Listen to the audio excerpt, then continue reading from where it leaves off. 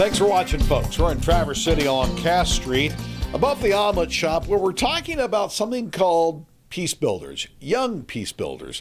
Michael McGill is with us. You're the guy who started all this, right? That's right. All right. Thanks for taking the time, but let's start broadly. What exactly is peace builders?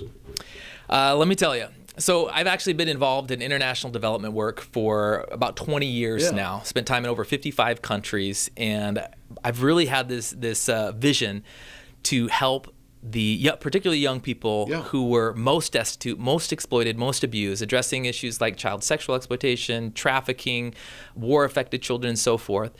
And I've really found that one of the best ways to bring change in contexts that are really impacted by violence is actually equipping the young people themselves to bring about that change. Right. Okay, so here in northern Michigan, the peace builders do what? What are you talking to kids about, and what are you getting them ready for? It's a very similar thing. You know, we have things that are not right. We have exploitation, abuse, violence here right in our own backyard as well. Yeah.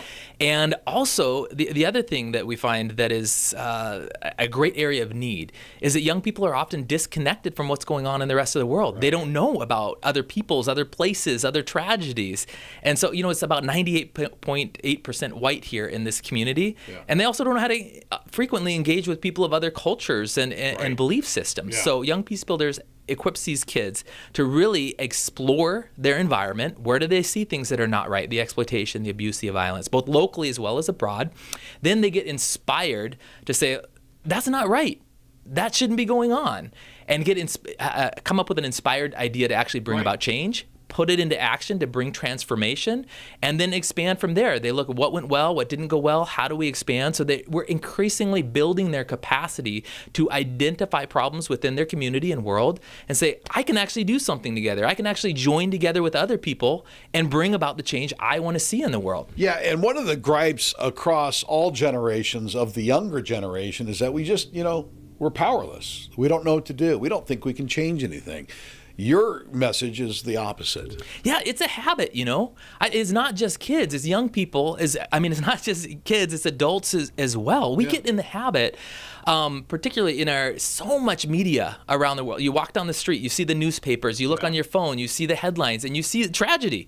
You so often see things are wrong, and we practice looking at it, scrolling to the next thing. What do I want to drink? What do I want to eat? It's just, we practice hearing things that are awful and not doing anything about it. In Young Peace Builders Clubs, we actually practice listening, seeing how you're impacted by it, giving a little bit of space to be impacted by it, and then saying, what am I going to do about this? Who can join with me to bring about change? So kids actually get an opportunity to practice responding and acting on the things that they see and bringing the change they hope to see. And also interacting with one another face to face and not being totally buried in their phone. Yeah, interacting with one another, but also interacting with their community. So often what happens, just a quick example from one of the Young Peace Builders clubs, and I could go through the list, but they say, we're really moved by people experiencing homelessness in our community, especially in the winter time. Yeah. Like, what do we do about that? And they're like, we don't know a whole lot about this.